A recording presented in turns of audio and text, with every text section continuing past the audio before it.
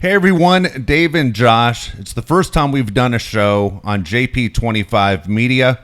If you see behind us, the JP25 Media, it's named after my son Jake, Josh's brother Jake. Dedicating the shows to him in our new avenue with this entertainment company that we're proud to put on a bunch of different shows. If you get a chance and you're watching on YouTube, please press subscribe.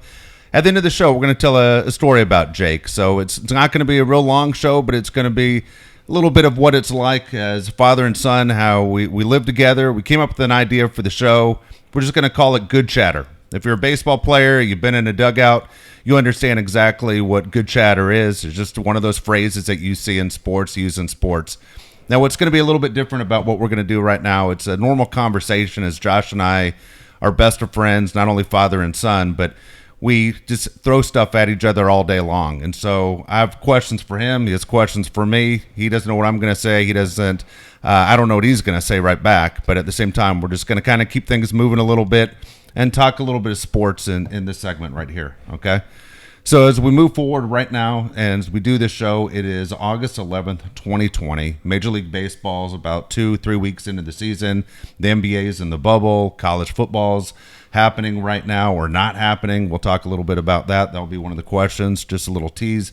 And maybe even NFL as we get excited about the NFL season. So, Josh, I'll tell you what. I'll start it off. All right, my first question to you. Okay. As a guy that was a former college football player, Josh played at the University of Alabama, one of the top programs, the richest tradition in college football history.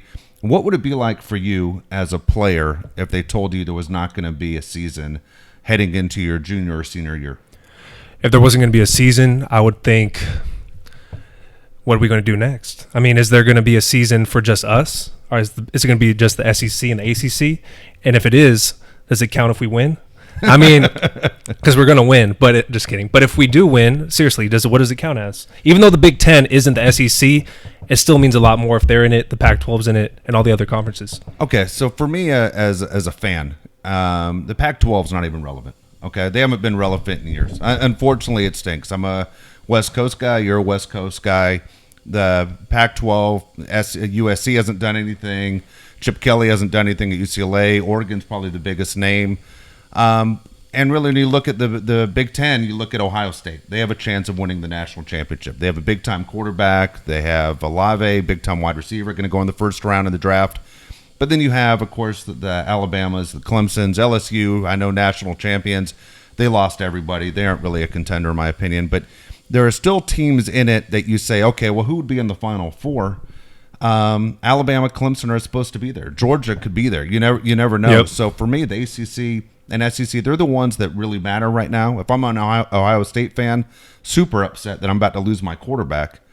So, okay, look, I didn't play college football, but I know how much time you guys put into it. I know how much time your friends put into it and what it meant. When you were at Alabama, most of the guys that started are in the NFL right now. Yes. So when you look at Clemson, Trevor Lawrence, quarterback, okay, last game he played, he lost. Great. Love that. Okay. Hasn't won a Heisman Trophy. Yeah. Good. Okay. Now, if there's not a college football season, guess what? He's going to go to the NFL. He's going to get drafted, probably number 1 overall. The guy's a freak. He's yeah, great. For sure. Yeah. Okay. But he doesn't want to lose his last college football game. He wants to win the Heisman Trophy. And for him, this isn't the way he pictured it. So you understand why he wants to play, and I assume he's a competitor. But you look at Alabama, same thing. They have a big-time running back. They have big-time wide receivers, supposed to go in the first round. Big-time players on defense, supposed to go in the first round. They want to play. So for me, I'm like, I understand they want to put an asterisk next to whatever's going to happen. Yeah. But, dude, I want to see football. And if the SEC and ACC are the only ones that show up, fuck everybody else. Yeah, well, I mean, fuck everybody else no matter what, but it's still not the same. I get what you're saying. But if there's no Ohio State, Oklahoma, they're going to talk shit. Oh, of course. Yeah, even though they weren't going to beat us, they're going to talk shit. Yeah, the lights were on. You didn't show up. Yeah, fuck you guys. No, but I agree. We have the number 1 tackle. We have the number 1 inside linebacker. We have 2 great receivers that we're going to lose after this year. Our great running back. What happens to them? We're just not going to see them play their last season. It Dylan sucks. Moses, your linebacker. Yeah. And every team can say the same thing. Ohio State's going to say the same thing back. Mm-hmm. But if there's only 2 conferences that play, whoever shows up and they're national champions, in the long run, no one's going to remember it. They're just going to remember, hey, Alabama or Clemson or somebody won the national championship in the 2020 season, and they aren't going to think back, well, the Pac-12 didn't play, Mountain West Conference didn't play. I mean, who are we kidding? Yeah. It's not that big of a deal. But for right now, for me as a college football fan, and I love college football, I just want to see the game go on. And I know people could say right back to us, well, hold on, you guys are SEC fans. What if the SEC and ACC weren't playing? It was the Big Ten and Pac-12. Yeah, I'd probably have the same argument back, because I know the most talent is on Clemson and at Alabama, and of course at Ohio State and Oklahoma. And you mentioned the schools. It's basically 5 or 6 teams every year really contend for a national championship. Absolutely. It's the same teams every year. And I think like baseball, basketball, football, there's going to be like an asterisk next to whoever wins. You still won, but what does it really count as? I think from an Alabama fan, I want to see these guys play. If they don't play, I understand. I think Nick Saban has to be freaking out. You know, if he has all these great players coming back, he's not going to get them their last season to beat Clemson. He knows this is our best opportunity right now. After this season, we have to reload. And also I look at Nick Saban, and I know nobody talks about it, but he's getting older. I mean, how many more years is he going to coach when he says, I have a chance to win another national championship? Oh, absolutely. I think this is his best chance. Like I just said, Saban's gone after my prediction 2025. I think he's gone after that. Yeah. How old is he? Yeah, I mean, you're right. He'd be close to he'd be over 70 years old. Yeah. I mean, he doesn't have much time left. Right. I don't know. And then we have to get a new quarterback after this, so a lot goes into it. Let me ask you, though, about baseball. Let's change topics here. Padres and Dodgers, great game tonight. Padres won 2 in a row. I know that kills you with your Brooklyn Dodger shirt. What do you think about this little competition between the Padres, the Dodgers, and another team, the Colorado Rockies? Okay, right now it's extremely exciting. I love this 60-game season. As a matter of fact, you might want to make an argument in the future of saying, well, hold on, we had interleague play where the Dodgers would play teams like the Yankees every few years and the Orioles and the Blue Jays. And maybe you want to sit here and say the future of sports is you just stay in your area. Because, for instance, let's say the Dodgers face teams like the A's and the Angels more often, and the Padres and the Rockies. All of a sudden, these rivalries, not only are they on the West Coast, makes it easier for the players to travel. And same thing was on the East Coast, much easier to travel. But for the fans, it's a lot easier to make those trips, too, to go, hey, I'm going to go see my team. Yep. You know, let's make a trip to Colorado, which seems far. Let's go to Seattle and see the Padres and the Mariners, or the Dodgers, Mariners, whatever it is. But I kind of like a little bit of a guaranteed, when it's all said and done in the World Series, you're going to have 2 teams face each other who have not seen each other the whole year. Mm-hmm. And more than likely, for TV purposes, which is they always talk ratings and commercials, you might have an East Coast, West Coast all the time. And if it is a team in the Midwest, you might get a market like the Cubs or the St. Louis Cardinals. And to me, it makes it kind of exciting of the unknown of how good is St. Louis really? How good are the Cubs? Yeah. And facing a team like whatever, the Rockies, Padres, Dodgers. Rockies are really good right now, but you never know what's going to happen in Colorado. And I know everybody gets on me about the Pods. Pods are really exciting right now. They are. I just don't know, honestly, how much talent they have outside of Tatis on a night-out basis. Mm-hmm. But if you're a Padre fan and you struggled with this team for 52 seasons, this is extremely exciting. 52? This is season 52. Jesus. Yeah, I like the way you said it with by region, Little League World Series style, where if you're the best in your region, you move on to the playoffs. I like that a lot. I think as a Padre fan, because I am a Padre fan, it's exciting for the first time since we got Matt Kemp and these players who did not deliver. But I was excited at that point. Yeah. I've been excited since like this. I think we have the best player in baseball besides Mike Trout. It's Fernando Tatis. Yeah. You got to see what he's doing every night. I think as a Padre fan, we're up and coming on the Dodgers. The Dodgers know it and they hate it. You guys hate it, honestly. I'm not saying you're wrong. Tatis is extremely exciting. I wish everybody played baseball with the same enthusiasm as Fernando Tatis Jr. Yeah. And when you talk about the talent and Mike Trout, who's in Anaheim, and you look at Fernando, who's only 90 miles away, that's insane. I mean, it's crazy. And then you talk about Mookie Betts when you want to go 25 miles further north. Yesterday, I was listening to Mark Grant talk about those guys. Yeah. He didn't even get into Bellinger, who won MVP last Crazy. year. I mean, there's so much talent. And if you're a sports fan like we are, and if you're listening and you're watching, you're a sports fan. It couldn't be better. And we love baseball. You love baseball. This is absolutely fantastic. There's so much talent. We didn't even get into Ohtani or Rendon. And Kershaw is a Hall of Famer. The starting pitchers. Yeah, right? Buehler. Lamette's amazing. Gore's coming. Yeah. Buehler, Kershaw, Paddock. Yeah, it's insane right now. So let me try and scare you a little bit on your Padres. All right, as you usually do. Okay. Yeah. So Fernando's fantastic. Yeah. All right. he's going to get $500 million. He's going to get $500 million. Yeah. Okay. I mean, that's what the market's going to say. He's at least going to get $500 million. Yeah, and he deserves it. Okay, I agree. Okay, what are you going to say? You pay him. How are you going to afford to pay Chris Paddock? I really don't give a shit. Honestly, Paddock plays every fifth. Well, they play every fifth day. I got it. Yeah, See, I understand. I would do the in same a perfect thing. world, I would like to keep everybody, but it's not a perfect world. And he plays every day. He's going to be the best player in baseball, in my opinion. Yeah. You got to do whatever you can to keep him. Yes. Honestly, everybody else, you got to do what you got to do.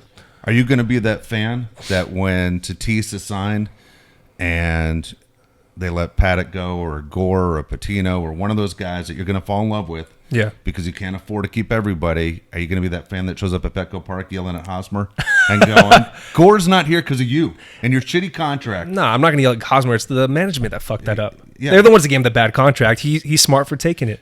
I agree. He signed the contract. But I don't think sports fans work that way. Well, and San Diego sports fans aren't very smart. They probably will yell at him. Honestly, they don't understand how it works. So if you're a San Diego sports fan right now, and you've always been a Charger fan when they were here, and you're a Padre fan from the day you were born, is you look at the situation where LT was the last big name here in San Diego, where you said we have the best player in all of football right here in San Diego. Yep. Your argument for saying we have the best player in all of baseball in the world, right here in San Diego. Yep. What else could you ask for? I mean, it's a World Series. That's what you're waiting for. That's what we're waiting for. And by signing him is the way you get that World Series. Absolutely. Absolutely. And hopefully he brings in other players that want to come here as well. They say, I want to play Fernando Tatis. That would be something else. Okay, that'd be cool. Well, again, how are you going to afford to pay him? Just to scare you a little bit. Hey, we'll make it work. We'll probably fuck it up, but we'll see what happens. All right, what about the NBA bubble? We're Laker fans. What do you think of the Lakers so far? Josh and I, the team that we agree on is the Lakers. We suck. And so we're terrible right now. We're terrible. And it's very disappointing because when we talk about Saban, I think about LeBron, and he's running out of time, and he's going to be 36 in December. And the guys around him, outside of Anthony Davis, none of them are reliable. None of them. And you sit there and you go, Avery Bradley, you really fucked us by not showing up. And we aren't going to forget it. No, we're not signing you again. But they can't guard the perimeter. They're a horrible defensive team right now. The 3-point line. If the Lakers got knocked out in the first round, it'd be devastating. Second round, let's be honest, Lakers don't win a championship. It's a huge upset because they're playing so well. If you remember right before the season ended in March, or the layoff in March, that week they knocked off the 76ers, they knocked off the Bucks, and they knocked off the Clippers. They were playing better than ever, and now they look like a shell of themselves, and they look terrible.